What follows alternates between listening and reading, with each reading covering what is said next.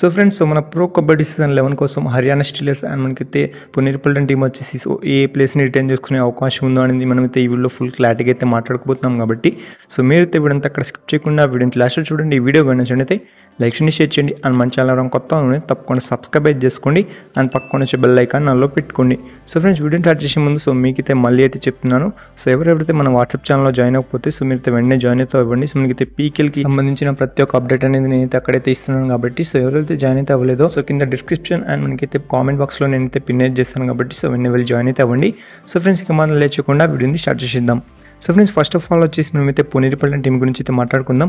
So మనకు వచ్చేసి మనకైతే ఎన్వైపీ కేటగిరీ కింద వచ్చేసి మనకైతే 4 ప్లేయర్స్ అయితే ఉన్నారు కదా. సో వాళ్ళైతే ఎలాగైనా మనకైతే ఎన్వైపీ కేటగిరీ కింద 2 years కాంట్రాక్ట్ అయితే ఉంటుంది. కాబట్టి వాళ్ళు వచ్చేసి మనకైతే ఆటోమేటిక్లీ రిటర్న్ అయితే అయిపోయారు. కాబట్టి మనకైతే ఆ ప్లేయర్స్ కనుక చూసుకుంటే మాత్రం దాదాపు పుజారి, తుషార్, వైభవ్ కుంబ్లే అండ్ మనకైతే నితిన్ మాలిక్ అయితే ఉండడం జరిగింది. కాబట్టి ఈ 4 ప్లేయర్స్ వచ్చేసి మనకైతే సీజన్ 11 కోసం మనకైతే 2 years కాంట్రాక్ట్ కింద రిటర్న్ కావడం జరిగింది. అది కూడా మనకైతే ఎన్వైపీ కేటగిరీ కింద అని చెప్పొచ్చు. కాబట్టి ఇప్పుడు వచ్చేసి మనకైతే అండర్ ఆర్వైపీ కేటగిరీ చూసుకుంటే మాత్రం మీకు వచ్చేసి ఆర్వైపీ అంటే ఏంటో మీకైతే డౌట్ అయితే రావచ్చు. మనకైతే రిటర్న్ యంగ్ ప్లేయర్ కింద అయితే తీసుకోవడం జరుగుతుంది.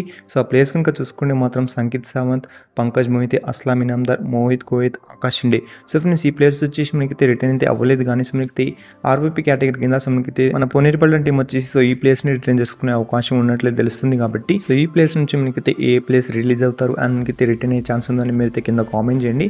సో ఫ్రెండ్స్, ఇప్పుడు కనుక మన అండర్ ఎలైట్ రిటర్న్ ప్లేయర్స్ కనుక చూసుకుంటే మాత్రం అభినేష్ నటరాజన్ అండ్ గౌరవ్ ఖత్రే అయితే ఉండడం జరిగింది. సో ఈ ప్లేయర్స్ గురించి మనకి తెలిసిందే. సో లాస్ట్ సీజన్ లో ఎలా ఆడారో అనేది. సో ఈసారి కూడా మనకైతే ఎలైట్ రిటర్న్ ప్లేయర్ కింద వీళ్ళు వచ్చేసి రిటర్న్ అయ్యే ఛాన్స్ అయితే చాలా ఎక్కువగా అయితే కనిపిస్తున్నాయి. కాబట్టి సో ఫ్రెండ్స్, ఇప్పుడు కనుక మన హర్యానా స్టీలర్స్ టీం గురించి అయితే మాట్లాడుకుందాం. సో మనకైతే అండర్ ఎన్వైపీ కేటగిరీ కింద చూసుకుంటే మాత్రం మనకైతే శివం పటారే, విశాల్ టాటే, హర్దీప్ అండ్ మనకైతే జయసూర్య అయితే ఉండడం జరిగింది. కాబట్టి ఈ 4 ప్లేయర్స్ వచ్చేసి మనకైతే సీజన్ 11 కోసం మనకైతే 2 years కాంట్రాక్ట్ కింద వీళ్ళైతే రిటర్న్ కావడం జరుగుతుంది ఆటోమేటిక్లీ. కాబట్టి సో ఫ్రెండ్స్, ఇప్పుడు కనుక మన అండర్ ఆర్వైపీ కేటగిరీ కింద చూసుకుంటే మాత్రం వినయ్ తేవతయ్య, జైదీప్ దయ్య, మోహిత్ నందల్ అయితే ఉండడం జరిగింది. సో ఈ 3 ప్లేయర్స్ వచ్చేసి మనకైతే ఆర్వైపీ కేటగిరీ కింద రిటర్న్ అయ్యే ఛాన్స్ అనేది చాలా ఎక్కువగా అయితే కనిపిస్తున్నాయి. కాబట్టి సో మీరేమనుకున్నారు? సో మీరైతే తప్పకుండా కింద కామెంట్స్లో కామెంట్ చేయండి. సో ఫ్రెండ్స్, ఇప్పుడు కనుక మన under elite return player category కింద చూసుకుంటే మాత్రం మనకైతే రాహుల్ సేత్పాత్ అయితే ఉండడం జరిగింది.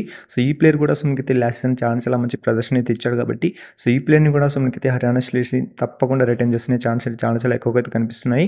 సో మీకేమనిపిస్తుందో సో మీరైతే కింద కామెంట్ సెక్షన్లో కామెంట్ చేయండి. సో మనకైతే ఈ 2 టీమ్స్ నుంచి మనకైతే ఇప్పుడు చెప్పిన లిస్ట్ నుంచి సో ఏ ప్లేస్ రిలీజ్ అయ్యే ఛాన్స్ ఉంది అండ్ ఎవరెవరు మనకైతే రిటర్న్ అయ్యే ఛాన్స్ ఉందని మీరైతే కింద కామెంట్స్లో కామెంట్ చేయండి. సో ఇంతే ఫ్రెండ్స్, ఈ వీడియో కనుక మీకు నచ్చినట్లయితే లైక్ చేయండి, షేర్ చేయండి అండ్ మన ఛానల్ కొత్త తప్పకుండా సబ్స్క్రైబ్ చేసుకోండి అండ్ పక్కన వచ్చి బెల్ ఐకాన్ నల్లో పెట్టుకోండి.